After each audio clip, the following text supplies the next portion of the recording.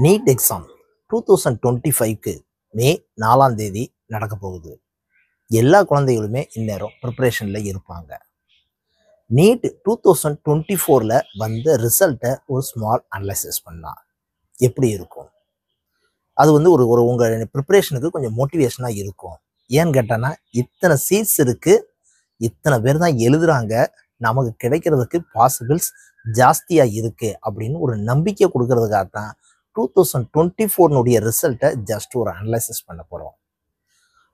ஆனால் அதுக்கு முன்னாடி தமிழ்நாட்டில் இருக்கக்கூடிய government medical college, deemed university, private medical college, total number of seats, complete detail ஒரு வீடியோ நான் போட்டிருக்கேன். அந்த வீடியோனுடைய லிங்க்கை கீழே டிஸ்கிரிப்ஷனில் கொடுத்துருக்கேன்.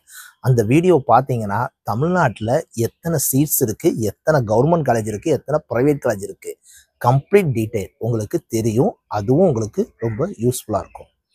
இப்போ நம்ம பார்க்க போகிறது நீட் 2024 ரிசல்ட்டை அனலைசிஸ் பண்ண போகிறோம். இது எதுக்கு சார்? இதனுடைய யூசேஜ் என்ன? இல்லைப்பா, இந்த வருஷத்தில் இத்தனை பேர் எழுதியிருக்காங்க, இத்தனை பேர் ரிஜிஸ்ட்ரேஷன் பண்ணியிருக்காங்க, ஆப்சண்ட் ஆனது இத்தனை பேர், குவாலிஃபை ஆனது இத்தனை பேர், தமிழ்நாட்டுக்கு இத்தனை சீட்ஸ் தான் இருக்குது, அப்புறம் நமக்கு கிடைக்குமா கிடைக்காதா, பாசிபிலிட்டி எப்படி இருக்குது, ஒரு அனலைசிஸ் பண்ணி பார்த்தோம்னா ஒரு கான்ஃபிடென்ட் கிடைக்கும். அவ்வளோதான், வேறு ஒன்றுமே கிடையாது.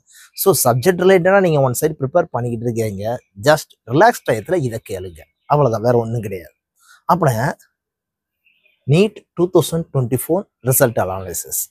ஃபஸ்ட்டு நம்ம பார்க்க போகிறது, ரிஜிஸ்டர் பண்ணது எத்தனை பேர், அப்பியர்டு ப்ரெசன்ட் ஆனவங்க எத்தனை பேர், ஆப்சண்ட் ஆனவங்க எத்தனை பேர், குவாலிஃபை ஆனவங்க எத்தனை பேர். சார், குவாலிஃபை ஆன எல்லாருக்கும் சீட்டு கிடைக்குமா சார்?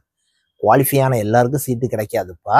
அது பாஸ் ஆர் ஃபெயில் அப்படின்னு சொல்லிட்டு 50% அப்படின்னு சொல்லி ஒவ்வொரு வருஷமும் பாஸ் பண்ணுறதுக்கு ஒரு மார்க் வரும். அதுவும் cut off year by year என்ன செஞ்சுக்கிட்டே இருக்குன்னா மாறிக்கிட்டே இருக்கும். ஸோ குவாலிஃபை ஆனது எத்தனை பேர்? நான் ரெண்டு பார்ட் மட்டும்தான் எழுதியிருக்கேன். ஆல் இண்டியா லெவலில் எழுதினவங்க, தமிழ்நாட்டில் எழுதினவங்க. ஏன்னா நமக்கு அந்த டீட்டெயில்ஸ் மட்டும் போதுமானதாக இருக்கும். ஆல் இண்டியா லெவலில் ரிஜிஸ்டர் பண்ண நீட் எக்ஸாமுக்குரியது எத்தனை பேர் அப்படின்னு கேட்டிங்கன்னா 15,19,375 பேர். கிட்டத்தட்ட 15,20,000 பேர் என்ன செய்கிறாங்கன்னா ரிஜிஸ்டர் பண்ணுறாங்க. எக்ஸாம் எழுதுனது எத்தனை பேர்? 14,10,755 பேர் தான் என்ன செஞ்சுருக்காங்கன்னா எக்ஸாம் எழுதியிருக்காங்க. 1,08,620 பேர் ஆப்சண்ட் ஆயிருக்காங்க. கிட்டத்தட்ட ஒரு 14 லட்சத்தில் 1 லட்சம் பேர் டெஸ்டே எழுதலப்பா. இதில் குவாலிஃபை ஆனவங்க தான் ரொம்ப முக்கியம். 7,97,042. அப்புறம் என்ன சார் அர்த்தம்? 15 லட்சம் பேர் இல்லை 14 லட்சம் பேர் எழுதினாலுமே 7 லட்சம் பேர் தான் குவாலிஃபை ஆகிறாங்க. What's a meaning sir? இல்லைப்பா, நிறைய பேர் அப்ளை பண்ணுவாங்கப்பா, நிறைய பேர் சும்மா அப்படியே டைம் பாஸ்க்கு தான் அப்ளை பண்ணுவாங்க. பாதிக்கு பாதி என்ன செய்வாங்கன்னா குவாலிஃபையே ஆக மாட்டாங்க. அதை புரிய வைக்கிறதுக்காக தான் இந்த இது. 14 லட்சம் பேர் எழுதுனதில்ல, 7 லட்சம் பேர் தான் எழுதுறது. கிட்டத்தட்ட ஒரு 8 லட்சம் பேர் தான் என்ன செஞ்சுருக்காங்கன்னா குவாலிஃபையே ஆயிருக்காங்க. அப்புறம் அடுத்தது தமிழ்நாட்டில் நீட் எக்ஸாம் எழுதுறது எத்தனை பேர்? 1,38,997 லாஸ்ட் இயரில் ரிஜிஸ்டர் பண்ணவங்க. 1,23,078 பேர் எழுதுனது. அப்புறம் என்ன அர்த்தம்னு கேட்டோன்னா, நம்ம தமிழ்நாட்டிலேயே கிட்டத்தட்ட ஒரு 16,000 பேர் எக்ஸாமே எழுதலை, அப்ளை பண்ணிட்டு எக்ஸாம் எழுதலை. அப்புறம் என்னன்னா 1,38,997 ஒரு 15,000 பேர் என்ன செய்யறாங்கன்னா எக்ஸாமே அட்டன் பண்ணாமல் இருக்காங்க. சரி, ரைட்டு. குவாலிஃபை ஆனவங்க எத்தனை பேர்? 59,785.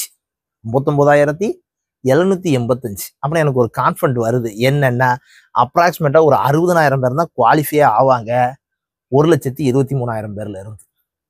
அப்புறம் 60,000 பேர் கூட தான் நான் காம்படிட்டிவ் பண்ண போறேன்னு அர்த்தம். ஏன்னா அவங்க தான் குவாலிஃபை ஆகுறாங்க. நீங்க குவாலிஃபை ஆனீங்கன்னா அவங்க தான் உங்களுக்கு காம்படிஷன். அப்புறம் எஸ் சார், தமிழ்நாட்டில் மொத்தம் எத்தனை சீட்டு சார்? இப்போ 13,000 சீட்டு இருக்குப்பா. Government college, deemed university, private காலேஜஸ்ன்னு எல்லாம் சேர்த்து மொத்தம் 13,000 சீட்டு இருக்கு.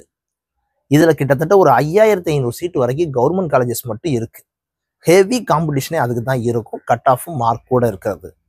அப்புறம் என்ன, இந்த 60,000 கூட நீங்கள் இப்போ போட்டி போட்டால் போதும்பா, அவ்வளோதான் உங்களுடைய இது. இது ஒரு மோட்டிவேஷனுக்காக தான். ஸோ கட் ஆஃப் வந்து இயர் பை இயர் என்ன செஞ்சுட்டுனா பர்சன்டைல பொறுத்து மாறிக்கிட்டே இருக்கு. ஓகேவா? நெக்ஸ்ட், நீட் கவுன்சிலிங் எப்படி போடுவாங்க? நிறைய குழந்தைகளுக்கு ஒரு சந்தேகம் இருக்கும். 15% ஆல் இண்டியா கோட்டா. இந்த ஆல் இண்டியா கோட்டால government medical college and dental college என்ன செய்வாங்கன்னா 50% ஒவ்வொரு காலேஜ்லையுமே 50% என்ன செய்வாங்கன்னு கேட்டோம்னா ஆல் இண்டியா கோட்டால அட்மிஷன் போடுவாங்க. இந்த அட்மிஷனை யார் போடுவா? DGHS, director of general health service. இது சென்ட்ரல் கவர்மெண்ட்னால ஃபார்ம் பண்ணக்கூடியது. எம்சிசி அவங்க தான் என்ன செய்வாங்கன்னா medical counselling committee, medical counselling committee அந்த 15% மட்டும் அவங்க தான் போடுவாங்க. ரிமைனிங் இருக்கக்கூடிய 85% அது ஸ்டேட் கவர்மெண்ட்ல போடக்கூடியது. ஸ்டேட் கவர்மெண்ட்லுடைய கோட்டால வரும். ஸ்டேட் கவர்மெண்ட்லேயே ஒரு மெடிக்கல் கவுன்சிலிங் என்ன செஞ்சிருப்பாங்கன்னு கேட்டால் ஒரு ஃபார்ம் பண்ணியிருப்பாங்க. அந்த 85% யார் தான் போடுவான்னு கேட்டிங்கன்னா நம்ம ஸ்டேட் கவர்மெண்ட்ல தான் என்ன செய்வாங்க கேட்டால் அட்மிஷன் போடுவாங்க. நீட் எக்ஸாமினுடைய பர்சன்டைல் மார்க்கை வச்சு. குவாலிஃபையிங் பர்சன்டைல், அது என்ன சார் குவாலிஃபையிங் பர்சன்டைல்? இது இயர் பை இயர் மாறும்பா. அன்ரிசர்வ்டா இருந்தீங்கன்னா 15th பர்சன்டைலா இருக்கணும். 15th பர்சன்டைல்னா என்ன சார் அர்த்தம்? உங்க கூட காம்படிட்டிவ் பண்ணவங்கள நீங்க 50%க்கு மேல மார்க் எடுக்கணும்.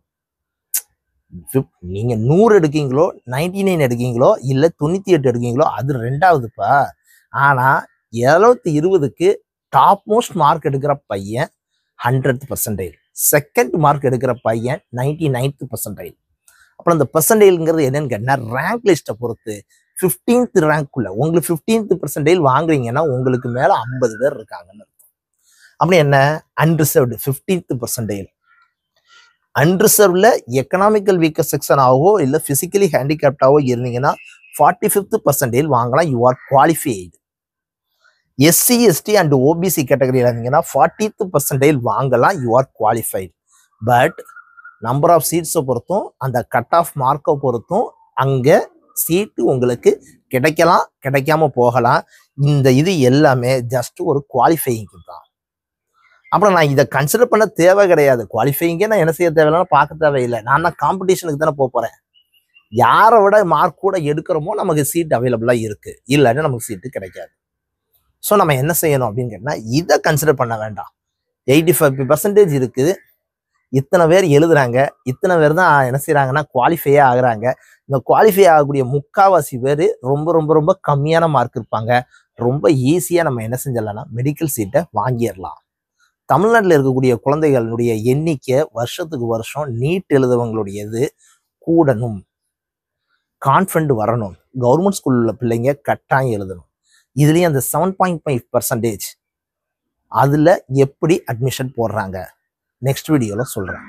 உங்களுடைய ஃபீட்பேக்கை கமெண்ட்ல மறக்காம என்ன செய்யுங்கன்னா சொல்லுங்க. உங்களுக்கு என்ன சந்தேகம் இருந்தாலும் என்கிட்ட கேளுங்க. Thank you very much.